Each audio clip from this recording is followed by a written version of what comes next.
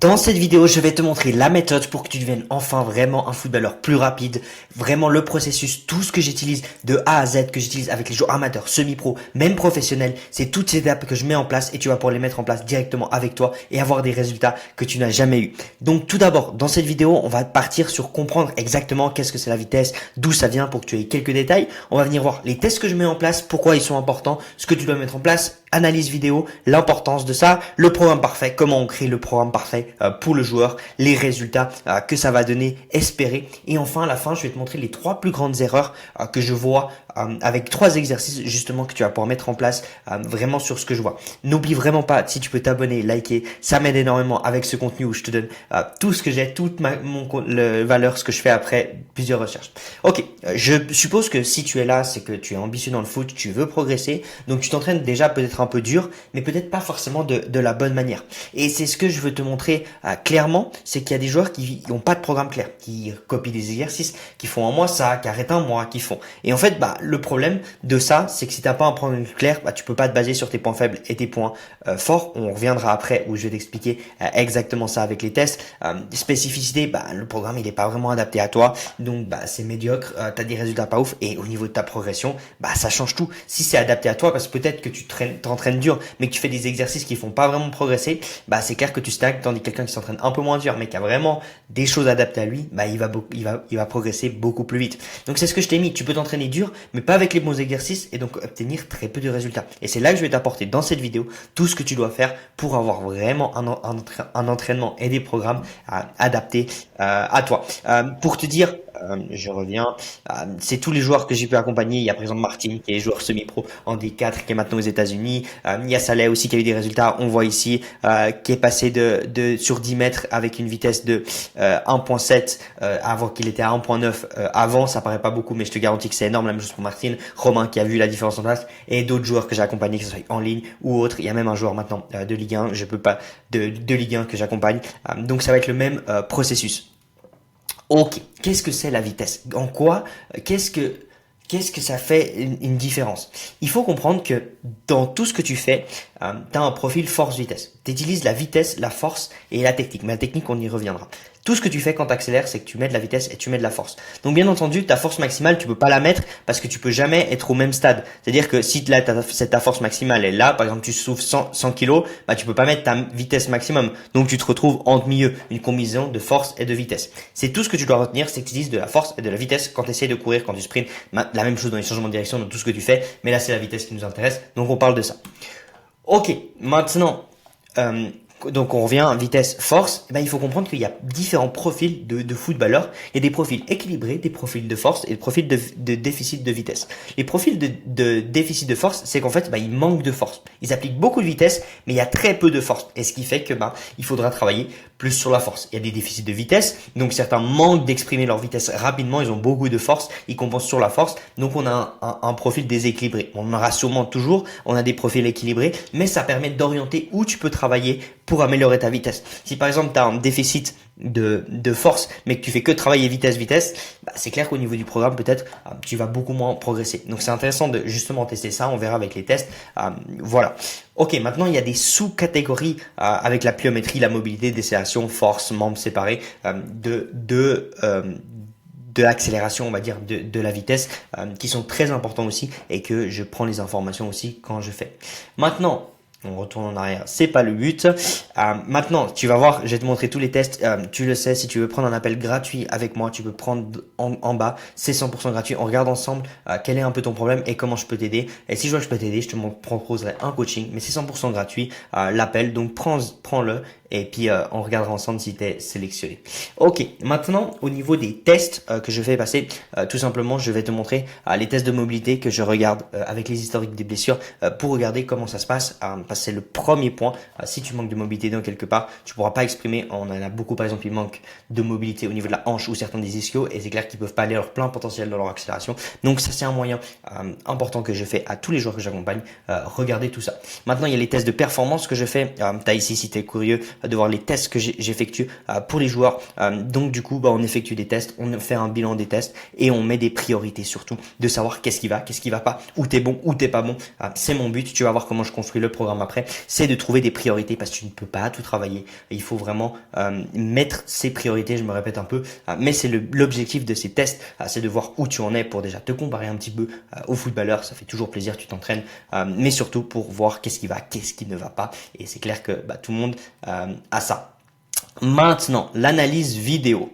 Comment on s'y prend? Alors, ça bug un peu. Voilà. Ok. Ici, j'ai la chance de pouvoir avoir différents joueurs. Dès que je me pose, différents joueurs avec une vitesse différente. Donc on va pouvoir comparer un peu qu'est-ce qui va pas. Là, c'est des distances que je t'ai mis sur 10 mètres en fait avec les celles de vitesse que je peux mesurer. Donc on va pouvoir voir, en fait on a amateur et on a joueur semi-pro. Donc on va pouvoir voir un petit peu. Ok, ici le plus lent, on voit bien quand il court qu'il y a pas mal de choses qui sont pas coordonnées avec les bras, les jambes. Mais ce qui nous intéresse ici est ce qui va le moins bien, on va dire, c'est au niveau du premier pas. On voit ici que le premier pas, il est très court. Pourtant, il a des longues jambes, mais c'est très court. Le contact au sol est correct, même si bien entendu on peut faire mieux. Il y a du travail de posture bien entendu à faire aussi, mais c'est là qu'on voit un peu le plus gros changement. Il y a un truc aussi qu'on voit pas, c'est que la direction que tu mets ta force est super importante. Lui, on dirait qu'il veut mettre de la force. Ça va être très difficile pour moi de t'expliquer, mais de la force contre en haut. Et en fait, pour aller plus rapidement, tu dois mettre ta force comme ça. Et t'as vu, lui, on dirait qu'il pousse un peu contre en haut. Et si ici, on prend un joueur très rapide ici, regarde, on regarde là déjà le premier pas, il est énorme, il y a beaucoup plus qui est fait, et surtout t'as vu, on dirait vraiment qu'il produit sa force contre là-bas et pas contre en haut, et c'est ce qui fait qu'il y a une différence. Bien entendu, là il y a toujours du travail à faire un petit peu sur les chevilles, même un niveau de posture où on peut améliorer pour aller gagner les 1-5, ça se fait. Là c'est du travail qui se fait pas sur un mois, c'est du travail qui se fait sur une année, mais comme ça on peut voir une réelle différence. Et qu'est-ce qu'il fait? Lui est rapide et lui est pas rapide, c'est beaucoup plus fluide. Il y a un contact au sol qui est beaucoup plus rapide.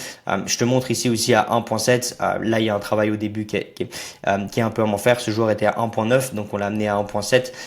Donc c'est l'objectif pour te dire. C'est difficile d'avoir les données des joueurs pros, mais pour moi, les meilleurs ils font 1.5. Et je te parle des tops, des Mbappé et tout. Ils sont à 1.5. Donc voilà, là on a un joueur qui est très rapide. Mais là, je t'ai mis 2,1 parce qu'il était à 2,1 et on l'a fait passer à 1,9. Mais voilà, il est encore jeune, donc le travail n'est pas fini. Mais tu vois, au niveau de la technique de course, on peut voir plein de choses. On peut analyser en plus le contact au sol plus en détail. On peut analyser la posture. On peut regarder aussi au niveau des cisaillements là. Est-ce que le genou monte assez pour pousser? Est-ce que tes orteils... là... Est-ce que tes orteils sont... Pardon, ça s'est accéléré. Est-ce que tes orteils sont vraiment bien droits? Tu vois, il y a plein de choses que tu peux analyser pour te donner des indications sur quoi tu dois bosser. Mais là, je t'ai donné les plus gros points. Moi, je fais toujours comme ceci. Là, tu vois, j'ai un gros document qui analyse justement le premier pas, les points à observer, les erreurs. Il faut faire ces exercices. Tu vois, il y a beaucoup de points à prendre en compte. Après, il y a pour la vitesse. Donc, c'est à quoi ça sert une analyse vidéo. Maintenant, ok, très bien, on parle sur 10 mètres, tu vas être plus rapide sur 10 mètres, tu viens plus rapide sur 10 mètres, mais moi je me répète, le but c'est que mon joueur il devienne plus rapide en match. Et si tu deviens plus rapide sur 10 mètres mais que tu fais pas la différence, au final moi je m'en fous un peu. Donc c'est pour ça quand on parle de vitesse, je te montre tout, on parle pas juste de vitesse pure en linéaire, il y a tout ça qui amène avec le ballon, sans le ballon, à haute intensité, en endurance. Donc ça c'est tout un ensemble qui mérite de, voilà, tu vois, exemple contrôle avec le ballon qui est super important en vitesse de départ. Donc ça c'est super important que tu aies en tête quand tu planifies tes exercices. Ok, améliore-toi sur 10 mètres, sur 40 mètres, mais améliore-toi aussi avec le ballon sur le terrain, c'est le plus important. Si tu deviens juste bon en sprint, on s'en fout. Mais c'est ce que je voulais faire un petit rappel. Maintenant, l'avant-dernière étape, au niveau du programme. Qu'est-ce que tu dois faire? Comment on crée le programme? Je vais te dire, ça dépend de pas mal de choses, ça dépend du joueur. Là, je t'ai mis un exemple avec un joueur qui a 3 entraînements en club, match samedi ou dimanche, ça va changer. Mais pour moi, je pense que le meilleur moyen de tourner dans ta semaine, peu importe un peu ton niveau, c'est 2 séances en salle, voire une, et une séance de vitesse sur le terrain. Ça va dépendre.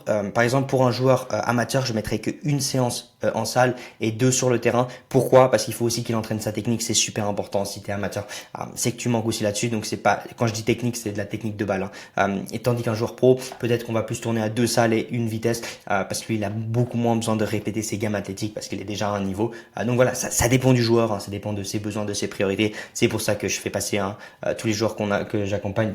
On regarde, on fait le bilan vraiment pour qu'ils deviennent un meilleur joueur, comme je t'ai dit, en match. Mais ça te permet de voir un petit peu comment j'organise tout ça. Un petit peu, c'est en grosso modo, ça dépend de tous les joueurs, mais c'est la manière que j'aime bien faire au niveau des séances. Maintenant, comment je réfléchis pour faire la séance? Tu vas voir, il y a 4 points que je prends en compte, que je réfléchis. Il y a d'abord les priorités. Ok, on a fait les tests. Les tests, ils me relèvent des points forts, les points faibles. Je prends en place les blessures, techniques de course, et je regarde qu'est-ce que j'ai besoin de travailler en premier. Ah ouais, il y a des gros problèmes au niveau des hanches. Ça va être mon focus principal. Bien sûr, on va travailler les autres choses, mais ça va être mon focus principal. Ah ouais, il y a un gros problème de force. Ça va être mon focus principal dans mon programme. Peu importe. Ensuite, le deuxième point, c'est que je prends en place l'emploi du temps. Quand sont les entraînements en club, combien il en a, l'intensité des entraînements en club, ça c'est super important et ça dicte mon programme. Un joueur qui a 2 entraînements, un joueur qui a 6 entraînements, ça va pas être la même chose, c'est bien entendu là-dessus. D'ailleurs, si tu veux t'abonner, n'oublie pas de t'abonner, liker, je vais essayer de faire plus de vidéos comme ça. Si t'aimes, donc si t'es là, tu fais encore partie des joueurs ambitieux qui veulent vraiment améliorer leur vitesse. Maintenant, le niveau 3, ça va être le niveau du joueur.